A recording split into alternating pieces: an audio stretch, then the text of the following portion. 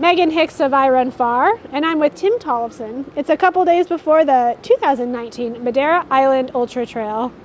We're Americans on Madeira Island. We are. There's no shortage of us, though. There are a lot of tourists here on the island. Yeah, a lot of gray hairs. So you arrived here to the island yesterday, and you've been out on an adventure today. What are your thoughts on this particular island in the Atlantic? You're experiencing them all like little by little. I am. I like this one so far. The driving up to the high point of the race, it's stunning up there. Mm-hmm. And I decided on my morning run that I like being up there a lot more than on the coastline here. Okay. I don't know what it is. Maybe it's just the nature of this island kind of climate. It takes a toll on everything, and you run through some areas that are kind of a little dilapidated and it was also dark, but some areas that were a little seedy, and kind of had that experience on Gran Canaria also. Okay. With like the abandoned mall, like kind of post-apocalyptic feel. But when you get higher up, no one's coming to save you. But when you get up there, it's very lush and green and jagged rock kind of ridge lines. And so, yeah, I thought it was pretty rad. And like, as you were saying, you didn't warn me, driving up the route that we took, which I think it almost, the first mile and a half or 2 miles would have been a VK if it extended out further. A little bit further. Yeah. An actual VK, but in it's a car. Paved road. Yeah, which was pretty cool. Sorry, I didn't tell you about that. Yeah, I think I would actually rather be on foot than in a car. 100%. I want to go hike it. It was pretty sketchy. Like barely a one-lane road. Yeah. With cars going both ways. Yeah. Did you see the sheep? No, There I were did sheep not. grazing when Nope. I was like, sorry, Nope. buddy, like, gonna knock to them me. off, but yeah. So this road is like 3 miles long, just under 3 miles long, and basically 2,400 feet of climb. I think it's that's a right. paved single lane road that just goes from the ocean like halfway. Can up you the side of the imagine? mountain. And there are houses on both sides. Can you imagine pulling into your driveway? Nope. Like Nope. doing a right-hand turn Nope. at like a, what is that? Like 20, 25% grade, maybe 30% in some areas. I just want to know if the people. I mean, we eventually have to talk about your race, but I just want to know. No one wants to hear about that. I wonder if people who live their whole life on that road actually like get their cars geared like slightly differently so that you can do that. Because I was like, oh, if I had I have like a 15-year-old 4Runner. If I had that, like this would be no problem. But I am in a Volkswagen Up. Volkswagen Up? Yeah. I'm in a Peugeot. But I mean, I saw your car yesterday. Yeah. It's tiny. It is. I think that's better though, so that there's less risk of hitting things.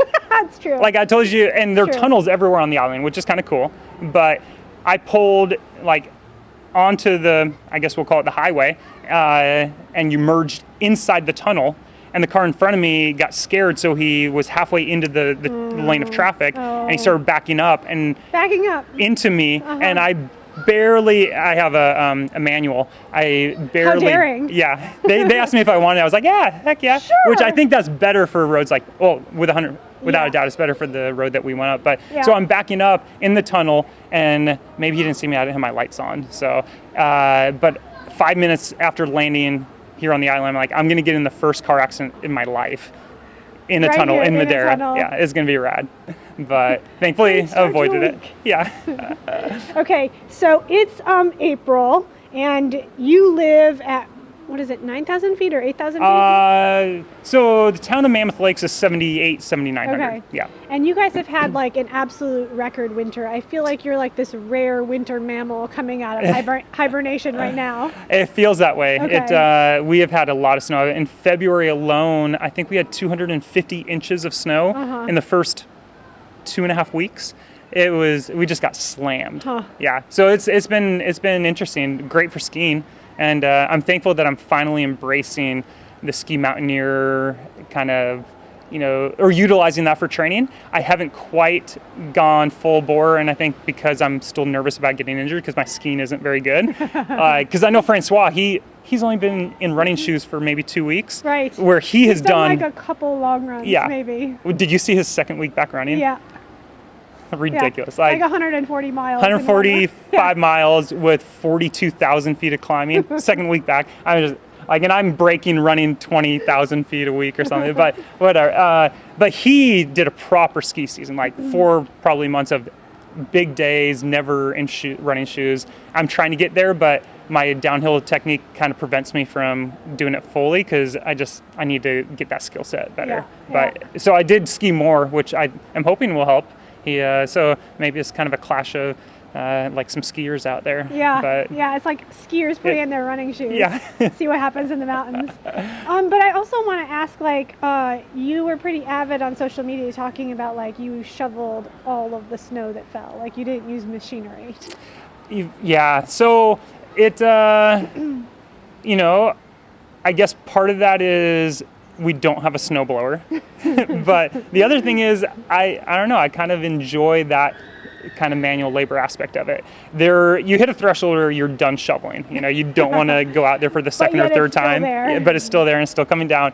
But I think it's, I don't know, it's a neat way to kind of get a little strength training in. And for me, I kind of almost, like, we have a slightly large driveway, and like when I'm shoveling it, it becomes my little Zen garden, whereas like I get these perfect lines going, and I kind of just like nerd out on it, and it's soothing.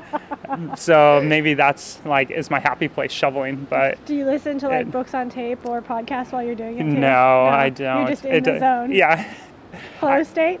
Flow state for really? Sure. Yeah, and sometimes so much that like we have some roommates right now that are living with us, and they come out and they're like, "Tim, you're in sandals." I'm like, "Oh yeah, I am. I didn't notice." But you know, we're in California, so the sun comes out eventually. Yeah. Sometimes. But, so it's been a big winter.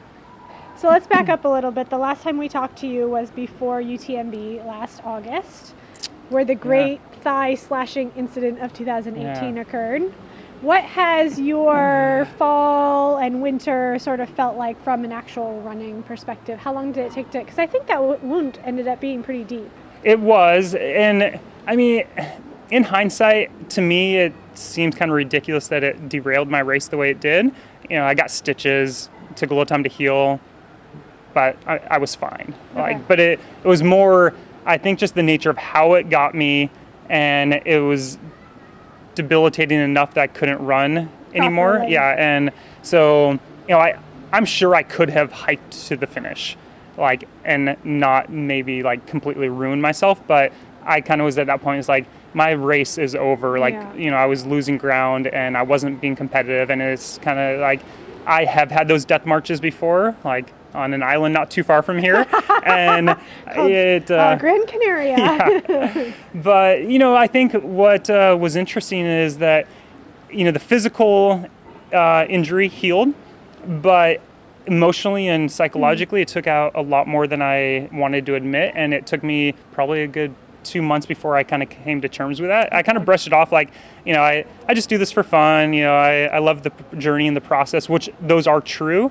but I wouldn't train the way I do if I didn't care about the outcome. Right. You know, I wouldn't be putting in these ridiculous work weeks and, you know, the long runs that anyone does trying to kind of squeeze the most out of their body if they didn't somewhat care about that end result. And I think I brushed it off maybe too much, where it really kind of ate away at me, like, and I had to kind of accept it, and but that emotional toll took longer than any physical aspect. And so and then I got back in, I finally kind of found a groove where I was going to train for TNF, and then, but it took me a while before I even could like do that. I'd go for runs and I just kind of felt empty, like, and I just, kind of struggled with that. And then TNF got canceled. I actually decided not to race that before it got canceled, but then I was like, oh, well, that makes my decision even better. Yeah. And then I kind of also, like, then I struggled to find rhythm again, and it wasn't until probably mid-January. Lindsay, she's away at school. She came home, and we had a couple weeks together, and I kind of got into, like,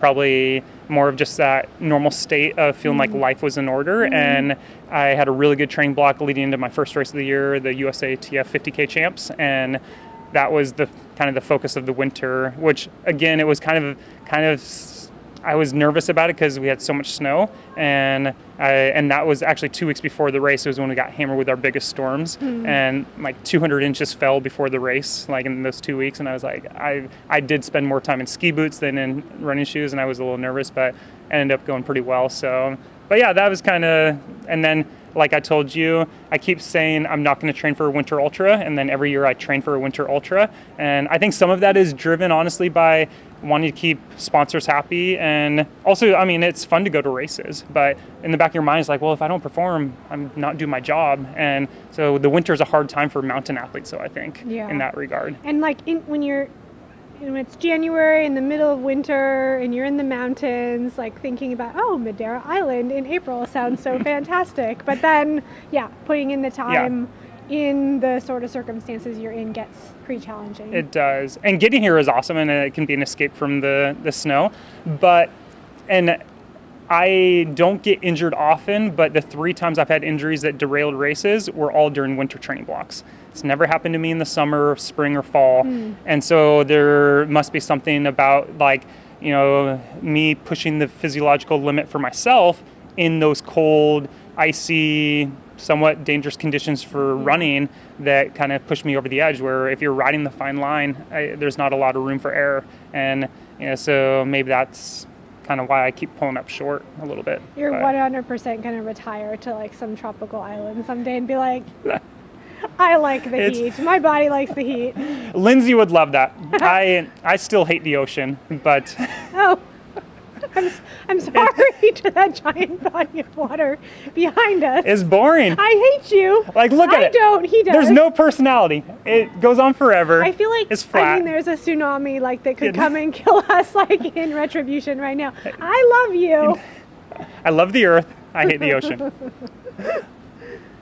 So no tropical. I will for Lindsay, like, but I think I want a nice coastline, like something in, let's say, like Carmel or you know, Monterey. Although we can't afford those places, but that's where a tiny little shack on 17 Mile Drive would do it. But yeah, someday we'll probably move, more westward for her because she loves the heat and the ocean. Okay. Last question for you. We're here on Madeira Island. You're running a 115-kilometer race that, in my opinion, is incredibly diverse terrain. Like, you're going to see everything. You have had the experience of coming to an island and running one of these like transect island races before. What have you got in your head in terms of how you're going to face like Friday night and get this figured out this time? I given that a lot of thought and boiled it down to a pretty foolproof plan. Okay. I'm just going to get out hard. And stay out? Go hard in the middle, and then go really hard at the end. Okay. So that sounds good. That's pretty much, and I don't think I'll really notice, the change. Anything. I'm going to pull a Zach Miller, and just black out. And so will you be doing like that heavy breathing and stuff that... I'm really gonna make whoever's with me pretty upset. The amount of breathing I'm doing. I don't know. I'm gonna go out hard, stay hard. Amazing. It seems like that works for a lot of people. It works for some people. Yeah, And then it doesn't work for a lot of people too. I'm gonna light off some fireworks, and I think that something like this, like a traverse, I've yet to have one go well. This will be my 3rd attempt. First Gran Canaria race, I was injured going in. Second one, actually, I was injured going in, and this one, I am hopefully not injured. I am dealing with a little something, but so it has yet to go well. But I think I'm drawn to that aspect of so many different climates and change of footing and kind of views. I think variety is a wonderful thing, like especially if you're going to be out there for 13 hours or 20 hours or however long it takes. It is nice to have some sort of change in the stimuli. So I don't know. We'll see. I'm pretty stoked on getting out there, though. Just seeing the high point today, it kind of excited me to give it a go. And I think that this is my type of race where the final 15K is 15K. Yeah, I think the final 15K is basically straight downhill, or pretty much. Downhill. Yeah. So I like that. Downhill finishes are, kind of what I dream of. Awesome. Yeah. Well, keep dreaming. Yeah. And we'll see you out on the trails on Saturday. Sounds good. Thanks. Good luck to you, Tim. Thank you.